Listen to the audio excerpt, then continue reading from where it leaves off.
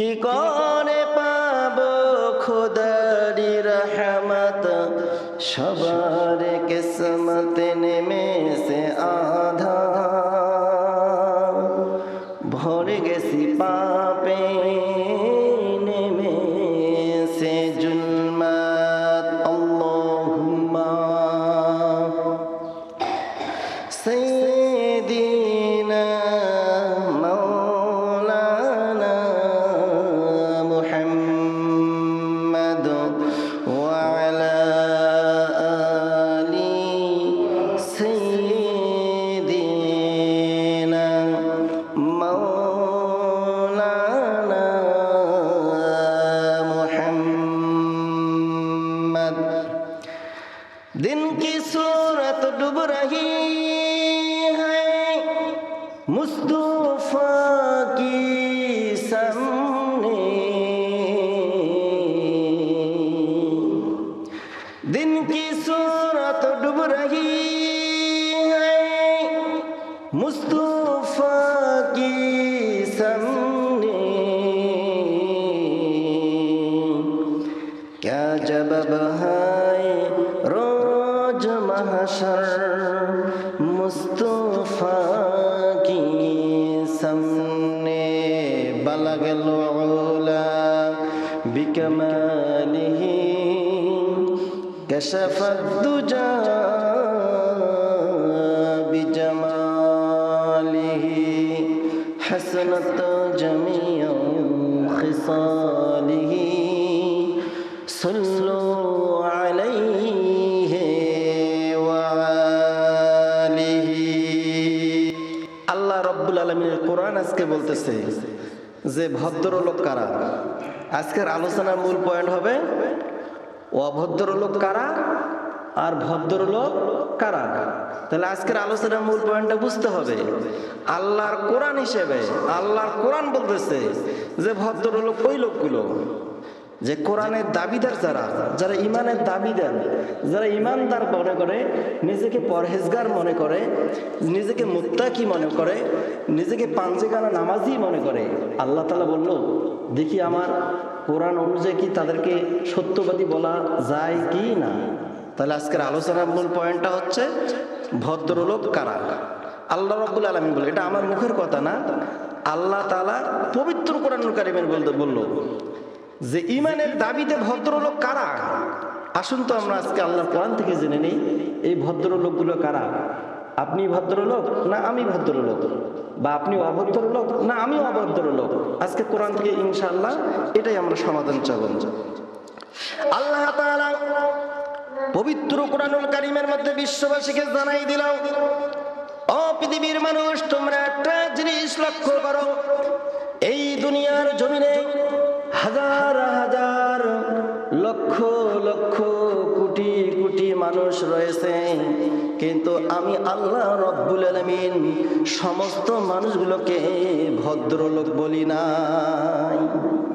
এটা আল্লাহ তাআলাই বললো। কিন্তু যে পৃথিবীর মধ্যে কি আছে, মুসলমান আছে, হিন্দু আছে, বৌদ্ধ আছে, খ্রিস্টান আছে, ইহুদি আছে, নাসারা আছে, কত প্রকারের জাতি আছে, মেথর আছে, মুসি আছে, ডোম আছে, ডাওয়াই আছে। এটা আমরা বলি তো বলি না বলি। তা আল্লাহ তাআলা বলতেছে এই এতগুলো মানুষের মাঝ থেকে আমি আল্লাহ তাআলা একটা জাতিকে, একটা গোষ্ঠীকে আমি আমার কোরআনের দাবিদার হিসেবে আমি তাদেরকে ভদ্রলোক বলে আখ্যায়িত করবো। সকল সুবহানাল্লাহ। আল্লাহ তাআলা জানাই দিল, ইমানদার যারা করে, ইমানের দাবি যারা করে, আসলে কি তারা ভদ্রলোক না তারা অভদ্রলোক? আল্লাহর কোরআন সাথে সাথে জানাই দিল। কোরআন জানাই দিচ্ছে, ইন্নাল্লাযীনা আমানু, আল্লাহর কোরআন বলে দিল, ইন্নাল্লাযীনা আমানু, নিশ্চয়ই যারা ঈমান আনয়ন করলো। কি করলো বলেন তো দেখি? যারা ঈমান আনয়ন করলো, যারা ঈমান বা ইসলাম গ্রহণ করলো, যারা কালিমার ছায়াতলে আসলো, যারা ইসলামের পথকে বেছে নিল, আর তারা যদি বেছে নিয়ে বলে ইন্নাল্লাযীনা আমানু, তারা যদি বলে আমরা ঈমানদার, কি বলে বলেন তো দেখি? তারা যদি বলে আমরা ঈমানদার, এখানে প্রশ্ন হতে পারে ইন্নাল্লাযীনা আমানু, ঈমানদার কারা? মক্কার জমিনে আবু জেহেল ছিল, সেও কিন্তু একজন ঈমানদার। আমার প্রিয় ভাইরা, আবু জেহেলও কিন্তু ঈমানদার ছিল। কি ছিল বলেন তো দেখি? কিন্তু আল্লাহ রাব্বুল আলামিন তার ভাগ্যের মধ্যে হেদায়েত নামক বস্তু ধরে লেখে নাই। কারণ এই আবু জেহেল কাবা ঘরের স্বয়ং সভাপতি ছিল। সকল বলি সুবহানাল্লাহ। কাবা ঘর যে জায়গায় তওয়াফ করলে, যে জায়গায় 1 রাকাত নামাজ পড়লে 1 লক্ষ রাকাত নামাজের সওয়াব পাওয়া যায়। কত রাকাত বলেন তো দেখি? কোন মানুষ যদি কাবা ঘরে হেরাম শরীফের ভিতরে 1 রাকাত নামাজ পড়ে, কয় রাকাত বলেন তো দেখি? 1 রাকাত নামাজ পড়ে, তাহলে আল্লাহ রাব্বুল আলামিন ওই ব্যক্তিটাকে 1 রাকাতে 1 লক্ষ রাকাত নামাজ পড়লে যেরকম সওয়াব হবে, আল্লাহ তাআলা তার আমল নামায় সেই পরিমাণ সওয়াবটা দিয়ে দেয়।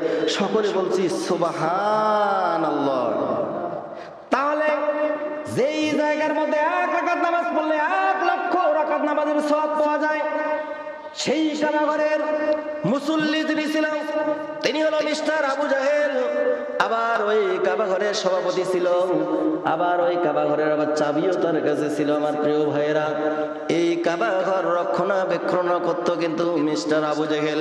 কিন্তু আল্লাহর কোরআন বলতেছে ও ঈমানদার হতে পারে, আসলে কি ওই ভদ্রলোক না অভদ্রলোক? আজকের আয়াত এটাই বলবে।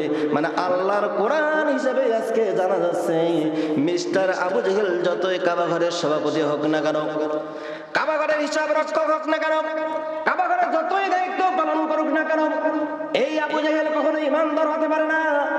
আর ঈমানের দাবিতে আল্লাহর কোরআন বলে দিল এই আবু জেহেল কখনো ভদ্রলোক হতে পারে না। আল্লাহর কোরআনকে জিজ্ঞাসা করবো, আল্লাহর কোরআন তুমি জানি দাও তাহলে ভদ্রলোক কারা? আল্লাহর কোরআন সাথে সাথে অ্যানসার দিয়ে গোটা বিশ্ববাসীকে জানাই দিল ইন্নাল্লাযীনা আমানু ওয়া আমিলুস সালিহাত। সকলে বলছে আল্লাহু আকবার। আমার প্রিয় ভাইয়েরা, আল্লাহর কোরআন জানিয়ে দিল ইন্নাল্লাযীনা আমানু, যারা নিশ্চয়ই যারা ঈমান আনয়ন করেছে এবং আর একটি কাজ করেছে, যারা ঈমান আনার পর যারা সৎ কাজ করেছে, আমি আল্লাহ রাব্বুল আলামিন এই মানুষগুলোকে ভদ্রলোক হিসেবে আখ্যায়িত করব। সকলে বলি সুবহানাল্লাহ।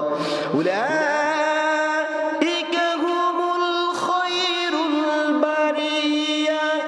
আল্লাহ তাআলা জানাই দিল যারা ঈমান আনলো এবং সৎ কাজ করলো, মানে ভালো কাজ করলো, আমি আল্লাহ রাব্বুল আলামিন এই হাজার হাজার লক্ষ লক্ষ কোটি কোটি মানুষের মাঝ থেকে এই মানুষগুলোকে ভদ্রলোক হিসেবে আখ্যায়িত করলাম।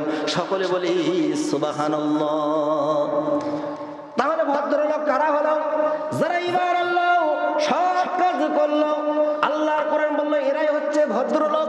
তাহলে আমরা বুঝতে পারলাম ভদ্রলোক কারা।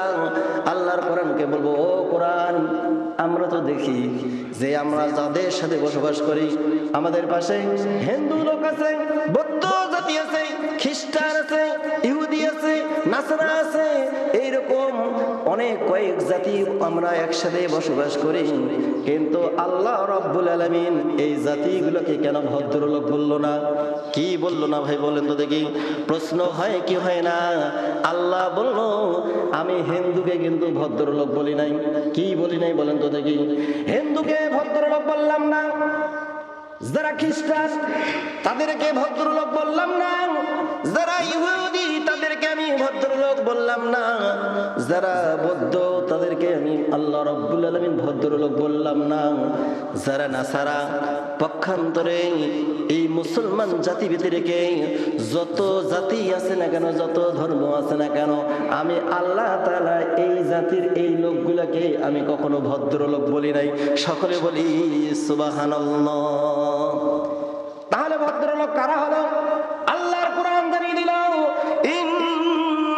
ইন্নাল্লাযীনা আমানু ওয়া আমিলুস সালিহাতি উলাইকা হুমুল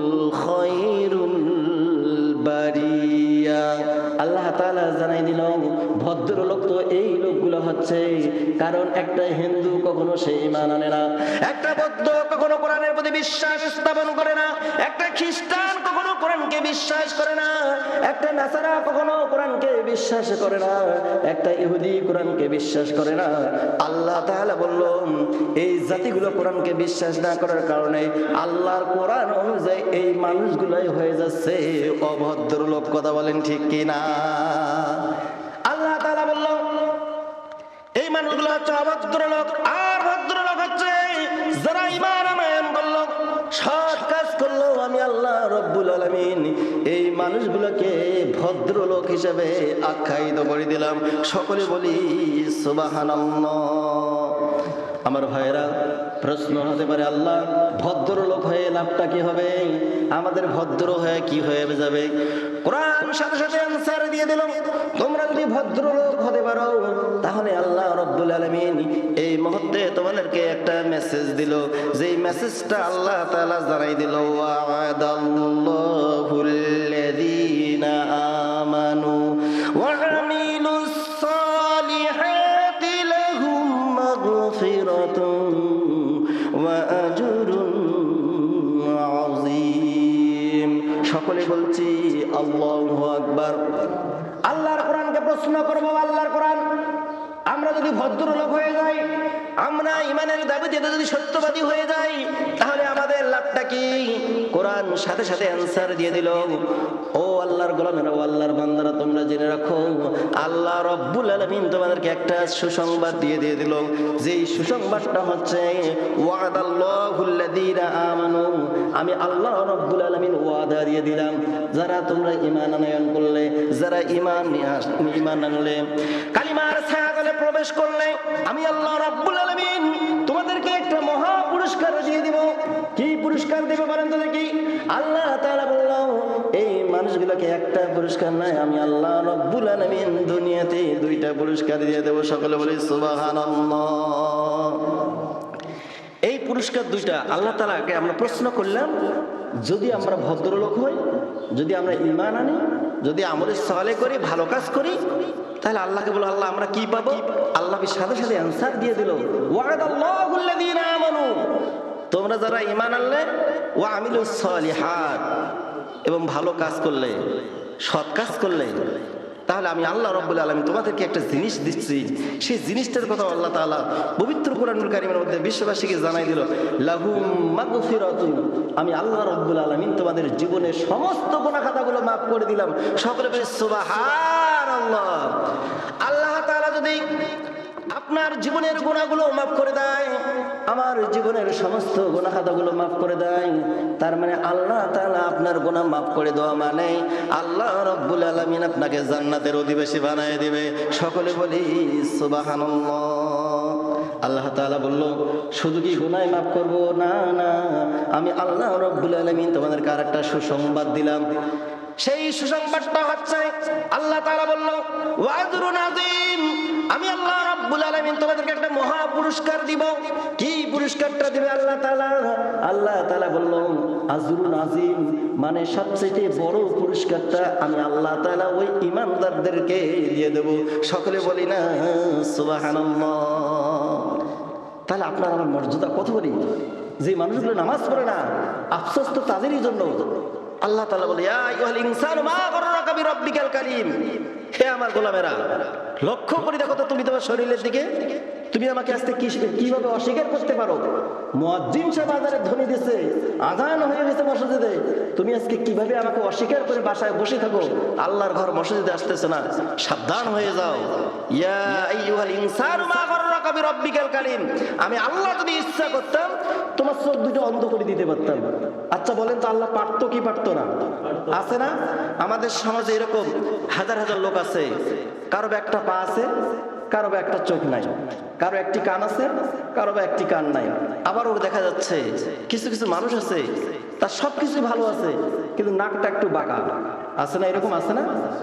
আল্লাহ তাআলা বলল ইয়া আইয়ুহাল ইনসানু মা গাররাকা বিরাব্বিকাল কারীম, আমি আল্লাহ রব্বুল আলামিন সুন্দরভাবে তোমার একটা দেহ তৈরি করলাম, হাত দিলাম, পা দিলাম, চক্ষু দিলাম, কান দিলাম, বিভিন্ন অঙ্গ প্রত্যঙ্গ তৈরি করে তোমাকে একটা সুন্দর করে একটা মানুষ রূপে তোমাকে তৈরি করলাম।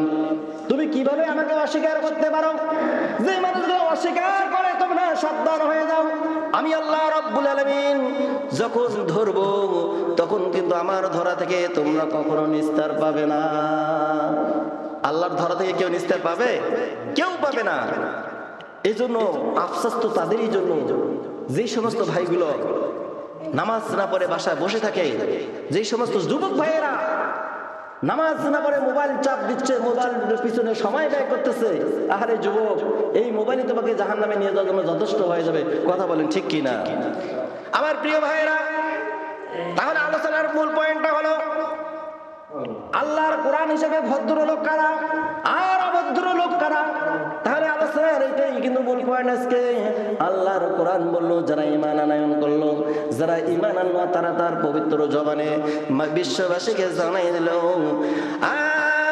আমানতু বিল্লাহি ওয়া মালাইকাতিহি ওয়া কুতুবিহি ওয়া রাসূলিহি ওয়াল ইয়াউমিল আখির ওয়াল কদরি খাইরিহি ওয়া শাররিহি মিনাল্লাহি তাআলা ওয়াল বা'সি বাদাল মাউত। আল্লাহ তাআলা বলল, ইমানদার হলে যদি তুমি মনে মনে করো আমি ইমানদার, ইমানদার বললে কিন্তু হবে না। যারা ইমানদার দাবি করো এই ইমানগুলোর গুণ থাকতে হবে 7টা। কয়টা থাকতে হবে বলেন তো দেখি? 7টা কোয়ালিটি থাকতে হবে।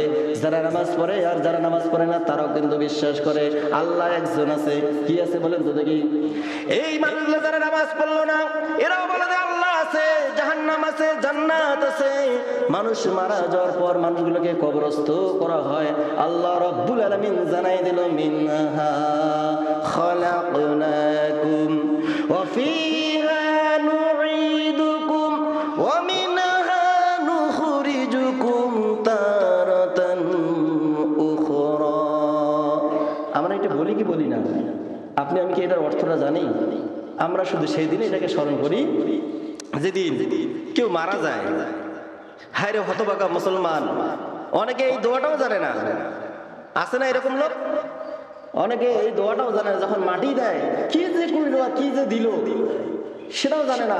লাস্ট মাঠে আমরা কি করি? একজন ইমাম সাহেব, একজন মুয়াজ্জিন সাহেব, একজন কোরআনে হাফেজ, একজন আলেমে দ্বীন, সে ওই জায়গায় বলে মিনহা, বলেন বলেন, মিনহা খালাকনাকুম। বলেন তো দেখি, মিনহা খালাকনাকুম ওয়া ফিহা নুঈদুকুম ওয়া মিনহা নুখরিজুকুম তারাতান উখরা। আল্লাহ তাআলা জানাই দিল, কোন মানুষ যদি এই 3টা কথার মধ্যে যদি কেউ আমল করে এই মানুষটা একটা জান্নাতি মানুষ হয়ে যাবে। সকলে বলি সুবহানাল্লাহ। আমরা তো শুধু খালি মাটি দিয়ে আর চলে আসি। আমরা কখনো বুঝলাম না আসলেই আমার বাপ দাদা 14 গোষ্ঠী মানুষ মারা গেলে এই দোয়া করে আমরাও করি। আরে বাবা, এই দোয়ার মধ্যে গুরুত্বটা কি? এর কাহিনীটা কি? আল্লাহ তাআলা বলে তুমি অন্বেষণ করো। কোরআন পড়লে হবে না, কোরআন অর্থ সহকারে বুঝো, তাহলে তোমার জীবনটা ধন্য হয়ে যাবে। কথা বলেন ঠিক কিনা? কেউ বা একটি সূরা জানি। কয়টি সূরা বলেন তো দেখি? একটি সূরা জানি। আসলে আমি যেখানে আলোচনা করতেছি, আলোচনা করার মতো যোগ্যতা কিন্তু আমার আসলে না। তারপর যতটুকু পারি আপনাদেরকে একটু আলোচনা উপহার দেওয়ার চেষ্টা করি ইনশাআল্লাহ। কিন্তু অনেকে আছে একটি লাইন জানে, একটি লাইনের অর্থ মুখস্থ করে, সে এটাই বলে এটার নামই তাফসীর। নাউজুবিল্লাহ, এটার নাম তাফসীর নয়। কোরআন তো একটা সাগর, মহাসাগর। সাগর কি? এক আলেম আজকে এক ধরনের ওয়াজ করলো, কার একজন আসি আর এক সুরে ওয়াজ করলো, খালি মজা আর মজা। কোরআনের একটি আয়াতের ব্যাখ্যা করে কেউ বছর কা বছর যদি তাফসীর করে শেষ করতে পারবে না। আমার প্রিয় ভাইরা, আল্লাহ তাআলা বলে সংক্ষিপ্তভাবে, আল্লাহ তাআলা বলল তোমরা লক্ষ্য করো যে সূরাতুল ফাতিহা, সূরা ফাতিহা একটা পরিবারের মধ্যে 5 জন 7 জন 10 জন একটা সন্তান থাকে, বা 5 থেকে 6 জন 7 জন মিলে একটা পরিবার হয়ে যায়। তার একজন গার্জিয়ান থাকে, তার মা থাকে, তার বাবা থাকে। যেমন একটা গার্জিয়ান, আমি আল্লাহ তাআলা জানাই দিলাম এই যে কুরআনুল কারীমের মধ্যে সূরা হলো 114টি। কয়টি সূরা বলেন তো দেখি? 114টি সূরা। এই 114টি সূরার মা হচ্ছে সূরাতুল ফাতিহা। সকলে সুবহানাল্লাহ।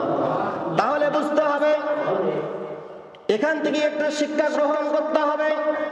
গোটা 114টি সূরার মধ্যে 113টি সূরার মা হলো সূরাতুল ফাতিহা।